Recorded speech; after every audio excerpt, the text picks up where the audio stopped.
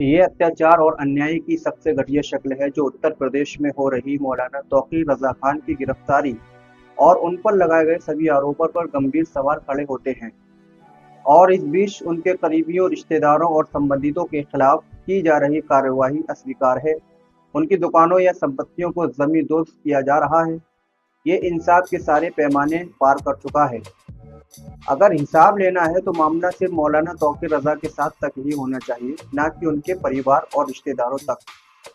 दोस्तों, ये इतिहास में एक शर्मनाक रवैया लिखा जाएगा। अस्सलाम वालेकुम दोस्तों, मैं हूं गुलाम रजा और आप मेरा चैनल सोशल इंडिया 24 देख रहे हैं। दोस्तों, आज बरेली से जुड़ी कुछ खास खबरों पर चर्चा करूंगा, लेकिन आपसे ये गुजारिश करूंगा, अगर आपने अभी तक इस चैनल को सब्सक्राइब नहीं किया है तो सबसे पहले कर लो। देश की तमाम वो बड़ी खबरें और सच्ची खबरें आपको बिना किसी के डरे देता रहूंगा इंशाअल्लाह ताला। दोस्तों, बरेली में जो कुछ भी हुआ उसको पूरे देश ने देखा है, लेकिन अब तक मौलाना तौकीर रजा को हिरासत में रखा गया। आपको बताता चलूं, इस मामले ने इतना गंभीर रुख ले लिया है जिसका बात बुलडोजर तक पहुंच चुकी है। इससे जुड़ी हुई कई वीडियो मेरे पास मौजूद हैं, वो भी मैं शेयर करूंगा। दोस्तों, बड़ी खबर ये है, मौलाना तौकीर रजा खान की गिरफ्तारी के बाद उनके भाई मौलाना तौसीफ रजा खान ने अपना एक बयान जारी किया है, जिसमें उन्होंने क्या कहा, आप पहले सुनिए उनका बयान, फिर आगे की खबर पर चर्चा करेंगे। सुनिए उनका बयान। और प्रशासन से ये अपील की गई है कि जिन लोगों को आपने गिरफ्तार किया है, बेवजह में जिन लोगों के घरों पर दबिश डाल के आपने गिरफ्तार किया है, उन लोगों के ऊपर जो धाराएं लगाई हैं वो वापस ली जाएं और उनको रिहा किया जाए। और जिनके घरों पर बिल्डोज़र चलाने की तैयारी की है या बिल्डोज़र चलाने की कोशिश कर रहे हैं, उस पर रोक लगाई जाए। हमने ये प्रेस कॉन्फ्रेंस में निकाल बात की। शुक्रवार से लगातार पुलिस की कार्रवाई की जा रही है और अजमेर साहिब की खानका के सज्जादा नसीर ने भी इस पर बयान दिया, लेकिन बरेली की दरगाह आला हज़रत क्योंकि मरकज़, क्योंकि वो केंद्र है, सुन्नियों का बहुत बड़ा केंद्र है, लेकिन इसने यहाँ के लोगों ने खामोशी इख्तियार कर रखी थी। उसकी वजह क्या रही? नहीं, खामोशी इख्तियार नहीं कर रखी थी। हम सब यहाँ के हालात देख रहे थे। खामोशी का मतलब ये नहीं है कि जो हो रहा है वो ठीक हो रहा है, ऐसा नहीं। खामोशी इख्तियार नहीं कर रही थी। हम जितने भी लोग हैं अपने अपने तौर से काम कर रहे थे और कर रहे हैं, आगे करते रहेंगे। और प्रशासन से लगातार हम लोग संपर्क में हैं, रहे हैं, उनसे बात कर रहे हैं, गिरफ्तारियाँ रुकवाने की बात कर रहे हैं, जहाँ जहाँ बात कर सकते हैं वहाँ बात कर रहे हैं। तो ऐसी बात नहीं है कि खामोश हैं। अजमेर शरीफ के सज्जादा नशीन ने या फिर और लोगों ने जो किया, हम सबको शुक्रिया अदा करते हैं। मौलाना तौकीर रजा को मास्टरमाइंड माना गया है, उनके 7 FIRों में नाम है। मास्टर माइंड आप कहें या कुछ भी कहें, कोई तौकीर रजा खान ने गलत काम नहीं किया। ये काम तो होना ही था। आई लव मोहम्मद के ताल्लुक से ज्ञापन देना ही था। अगर बरेली ये काम नहीं करेगा तो कौन करेगा? ये काम तो आला हजरत ही ने हमें बताया है कि इश्क़ रसूल जो है वो जाने ईमान है, मोहम्मद की मोहब्बत दीन हक की शर्त अव्वल है, ये हमें बताया गया है। तो हम ये तो पैगाम ज़रूर देंगे। इसमें कोई लाठी डंडे, कोई पेट्रोल बम या कोई लेके नहीं गया था। ये तो बिलावजह का ये रस्सी का मतलब ये कि तूफान बनाया जा रहा है। अब आगे की क्या रणनीति है? क्या कोर्ट जाएंगे या बड़े जो हमसे कहेंगे, क्या सरकार के नुमाइंदों से बात करेंगे? बिल्कुल बात करेंगे। सरकार के नुमाइंदों से क्यों नहीं बात करेंगे? पावर में बैठे हुए हम योगी जी से बात करेंगे, हम मोदी जी से भी बात करेंगे। दोस्तों, मौलाना तौसीफ रजा ने एक प्रेस कॉन्फ्रेंस की, जिसमें उन्होंने यूपी के सीएम योगी आदित्यनाथ से 3 मांगे रखी हैं। मौलाना तौसीफ रजा ने कहा, बेगुनाह मुसलमानों की गिरफ्तारी पर रोक लगाई जाए, पुलिस की मनमानी दबिशें बंद हों, झूठे मुकदमे वापस लिए जाएं, बुलडोजर कार्रवाई रोकी जाए। दोस्तों, इस मामले में अब तक पुलिस ने कुल 73 मुसलमानों को गिरफ्तार कर लिया है और जिनको पहले दिन अरेस्ट किया उनका क्या हाल किया, आप इस वीडियो को देखकर अंदाजा लगा सकते हैं कि पुलिस किस कदर इन मुसलमानों को हवालात में पीटा होगा, जो ये सही से चल भी नहीं पा रहे हैं। एक मिनट गिनते रहना।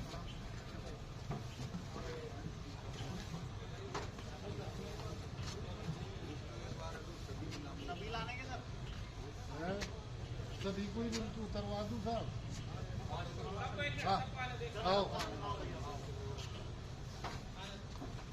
अरे वो आगे बढ़ आदि वहाँ पहुँचो, ध्यान रखो इनकी नजरों में।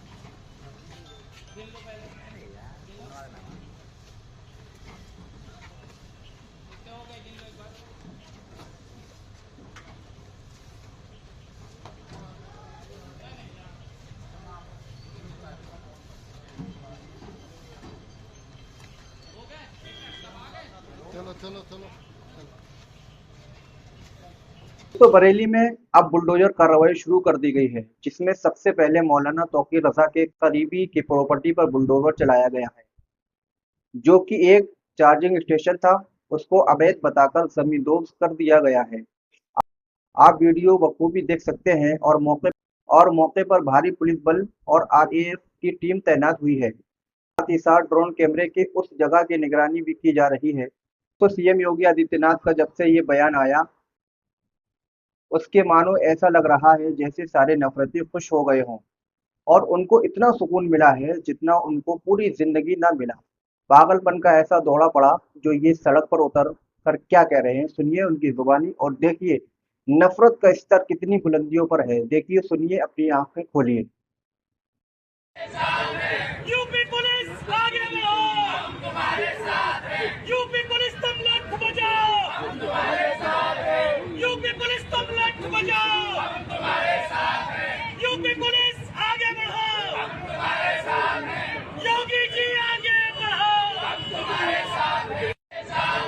यूपी पुलिस आगे बढ़ो, हम तुम्हारे साथ हैं। यूपी पुलिस तुम लठ बजाओ, हम तुम्हारे साथ हैं। यूपी पुलिस तुम लठ बजाओ, हम तुम्हारे साथ हैं। यूपी पुलिस आगे बढ़ो, हम तुम्हारे साथ हैं।